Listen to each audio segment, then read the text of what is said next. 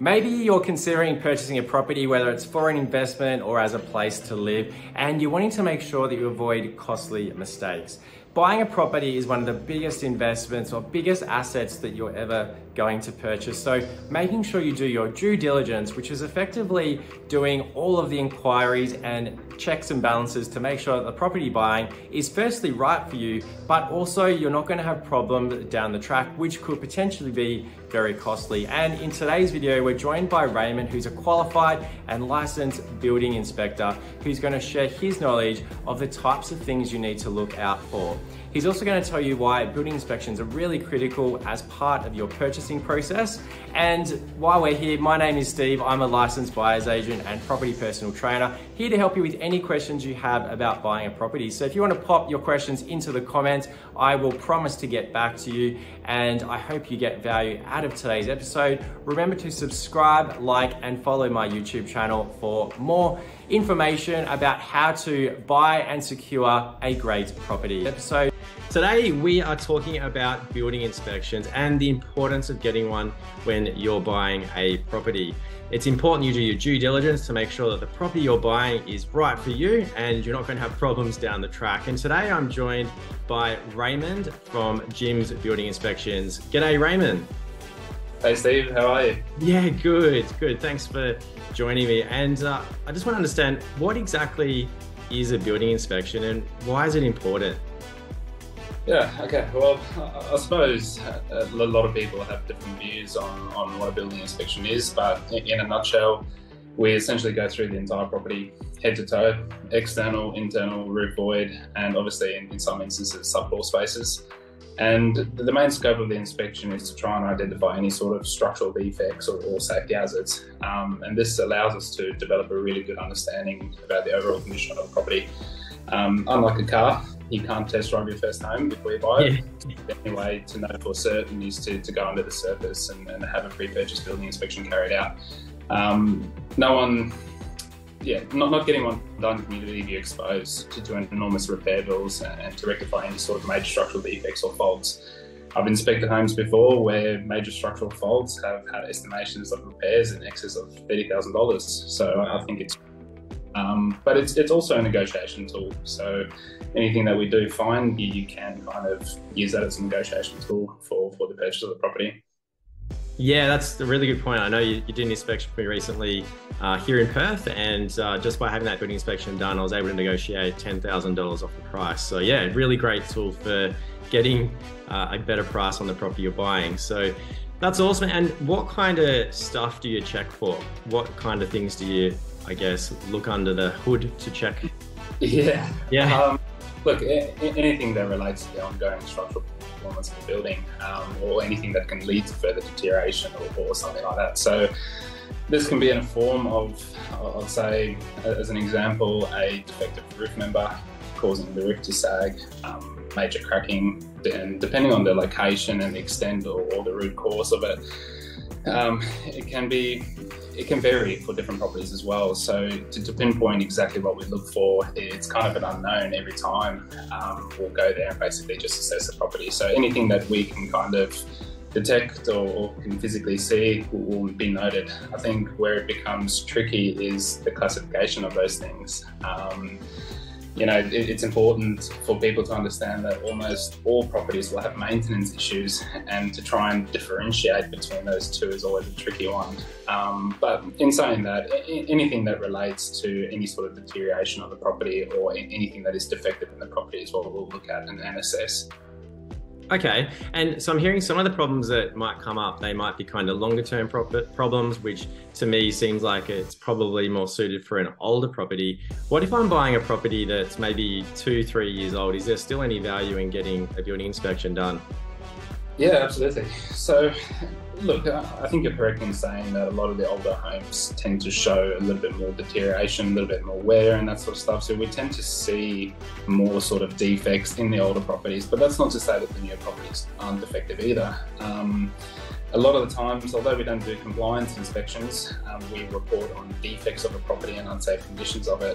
I've had multiple instances where building trades have actually come out to install air conditioning units, and they've just cut structural members to make room and that sort of stuff. And you'll never know, because at the end of the day, how often do you get into your own roof space? Or when you do go through a home open, you don't get up in there. So we tend to find that majority of defects in a property are hidden in the roof space. So even if it is a newer house, at the end of the day, for the proportion fee that you pay, having that peace of mind that it is free of defects, in my opinion, is well worth it in the greater scheme of things.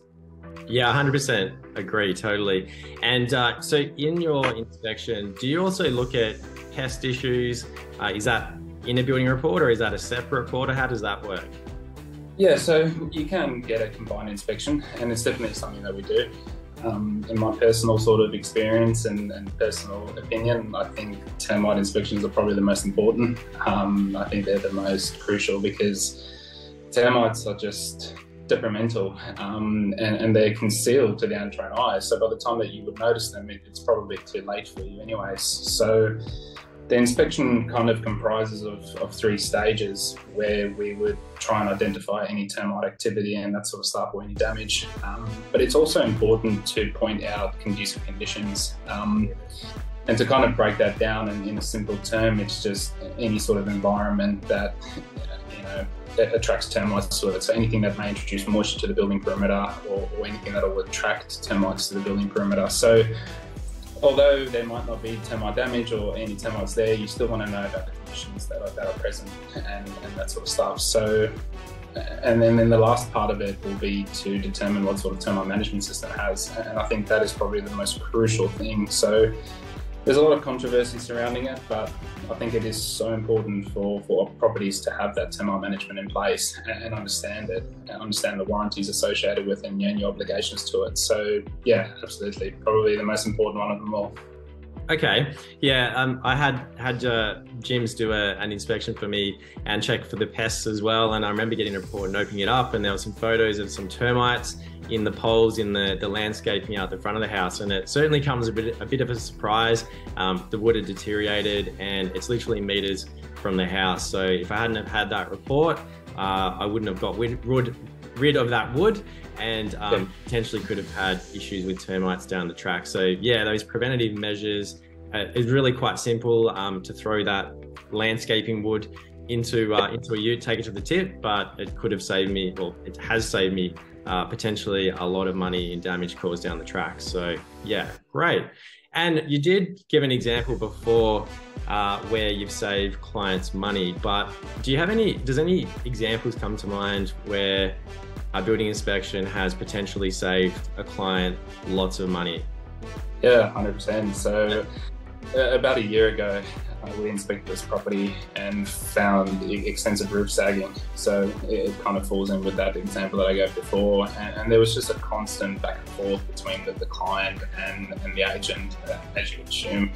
And essentially, the agent just ended up following up our recommendation to engage a structural engineer to further assess whether or not additional support needs to be put in and where it needs to be put in. And after the consultation from the engineer, the work scope actually doubled from our final sort of observations, and it ended up saving the client thousands and thousands of dollars, because one, it was reviewed by a structural engineer based on our recommendation and our observations, and two, it was rectified in a proper manner, so the client could kind of be at ease that one, the job was done correctly, two, that no further deterioration will occur, and they're not going to be left with sort of major damage down the end. Additionally, we also found live termites in this particular property in the bathroom vanity, but we managed to actually detect them before they became out of a control situation. So this allowed the client to, one, negotiate with the seller to have all these defects rectified.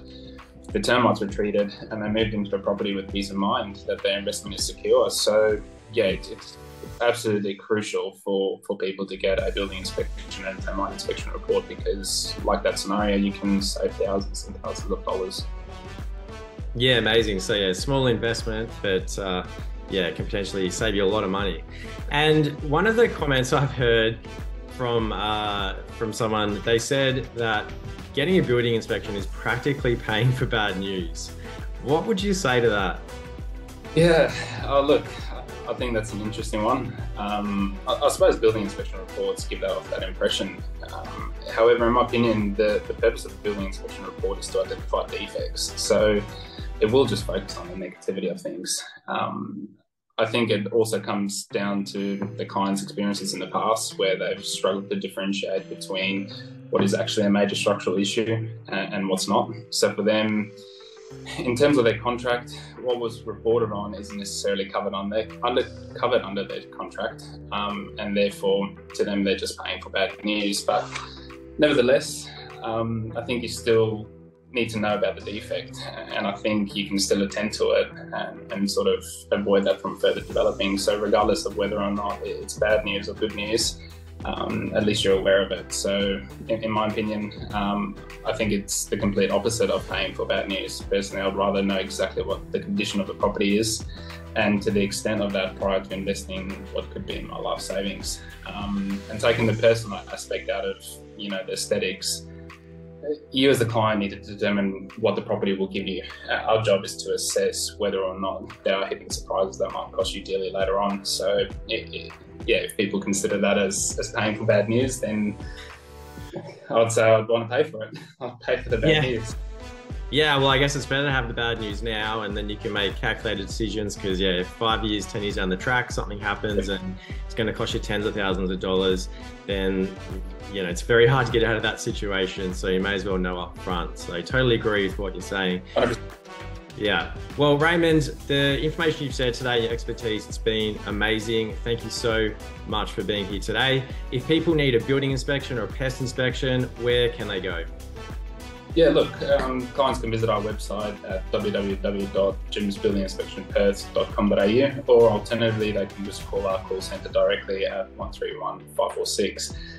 They're always available. You can do an online inquiry. You can call the call centre, speak directly to someone, and just have a look at our website and you'll be able to find us. Fantastic. Great stuff. Well, thanks for joining us and watching today, everyone. And if you have any questions about building inspections, please comment below. We're happy to answer any questions, or contact Jim's Building Inspections. Cheers.